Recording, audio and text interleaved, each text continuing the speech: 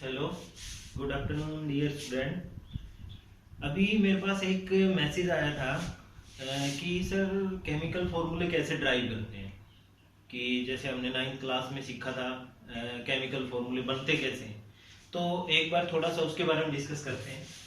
देखिए, ये बहुत इंपॉर्टेंट है आपके लिए, क्योंकि जब तक आपको केमिकल फॉर्मूले नहीं बनाने आएंगे अदरवाइज आपको कुछ नहीं आएगा। समझ रहे हो मेरी बात? तो अब केमिकल फॉर्मूले से स्टार्ट करते हैं। तो सबसे पहले मैं बात करूंगा केमिकल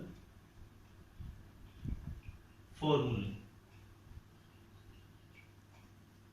केमिकल फॉर्मूले, देखिए केमिकल फॉर्मूले बनाने से पहले आपको सबसे पहले तो ये पता होना चाहिए कि नंबर ऑफ इलेक्ट्रॉन कैसे निकालते हैं अपन। Number of electron, number of proton किसी भी एलिमेंट के।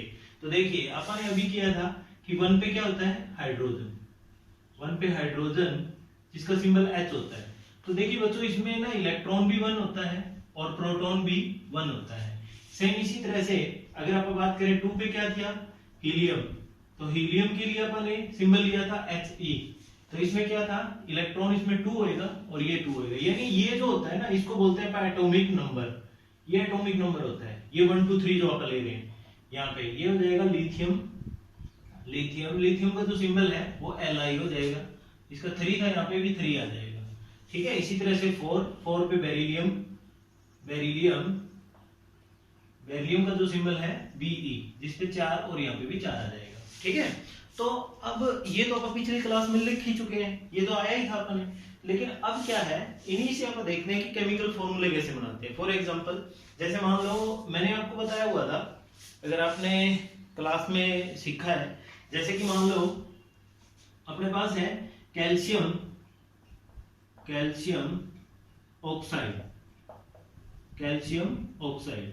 हाउ टू मेक फॉर्मूला या chemical formula of the calcium oxide. तो सबसे पहले तो अपन ये ध्यान रखना है कि केमिकल का सिंबल क्या होता है। जैसे केमिकल सिंबल क्या होता है इसका, कैल्शियम का Ca। ठीक है। उसके बाद ऑक्साइड का क्या होता है O। ठीक है, यहां तक समझ आया सबको? अब क्या है कि कैल्शियम होता है कितने पे, अपन पता था, कल अपन लिखा था 20 पे होता है। तो बताओ इलेक्ट्रॉन कितने होंगे इसमें, 20। तो अब 20 इलेक्ट्रॉन है, तो 20 इलेक्ट्रॉन है कैल्शियम के। और ऑक्सीजन के कितने थे, ऑक्सीजन के बताओ, ऑक्सीजन के 8। ठीक बात है यहां तक की।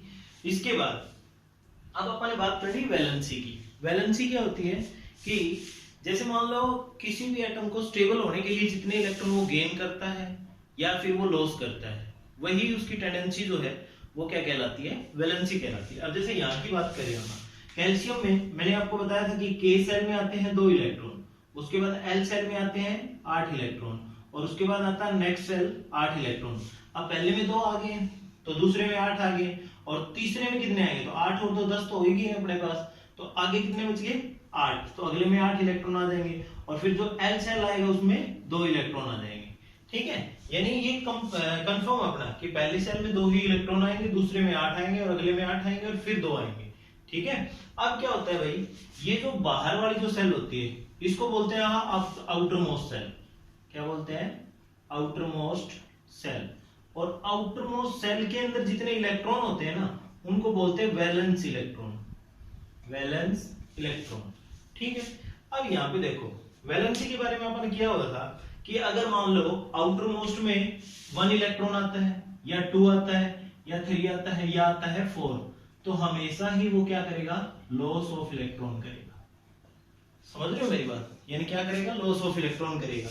और अगर दूसरी बात, यहाँ पे अगर 4 आ जाए, 5 आ जाए, या 6 आ जाए, या आ जाए 7, फिर हमेशा वो क्या करेगा, गेन करेगा। गेन यानी प्राप्त करेगा, गेन ऑफ इलेक्ट्रॉन। ये बात अपन कर चुके हैं, वैलेंसी के बारे में मैंने आपको बताया था।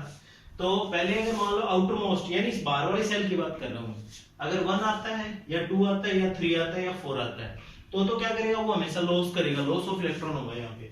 और अगर मान लो उसमें 4 आता है, 5 आता है, या 6 आता है, या 7 आता है, फिर वो क्या करेगा, गेन करेगा। अब वो गेन कितने करेगा, अगर मान लो वहां पे 4 है, तो 4 है तो क्या करेगा, 8 में से माइनस करेंगे अपन, यानी 8 माइनस 4, तो कितना आ जाएगा, 4 इलेक्ट्रॉन। इसी तरह से अगर मान लो मैं आगे देखता हूं, 5 आ गया, तो 8 माइनस 5 कितना आएगा, 3।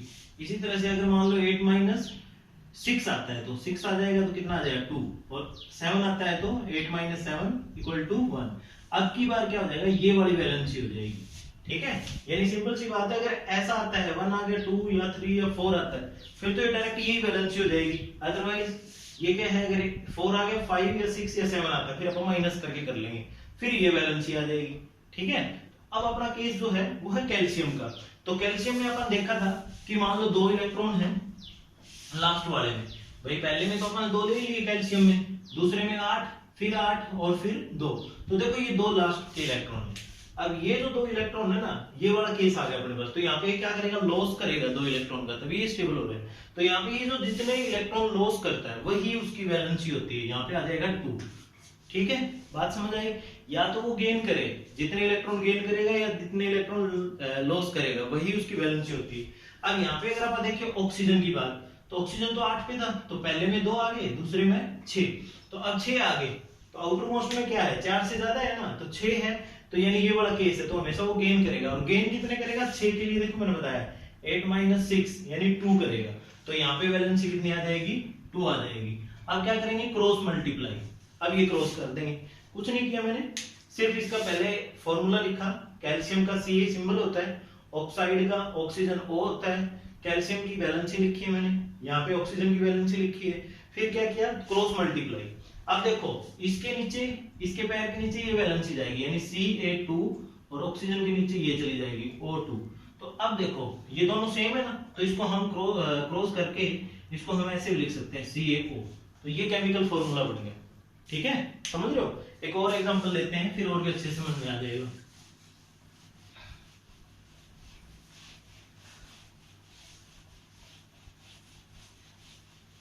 एग्जांपल लिया मैंने सोडियम क्लोराइड, सोडियम क्लोराइड। अब सोडियम क्लोराइड, सोडियम का सिंबल बताओ Na, तो यहाँ पे आ जाएगा Na, और क्लोराइड का Cl, ठीक है। अब Na देखो कितने पे होता है, 11 पे। इसका अगर ये 11 पे है तो इसमें 11 ही इलेक्ट्रॉन होंगे, 11 ही प्रोटॉन होंगे। तो पहली सेल में 2, दूसरे में 8, अगले में 1।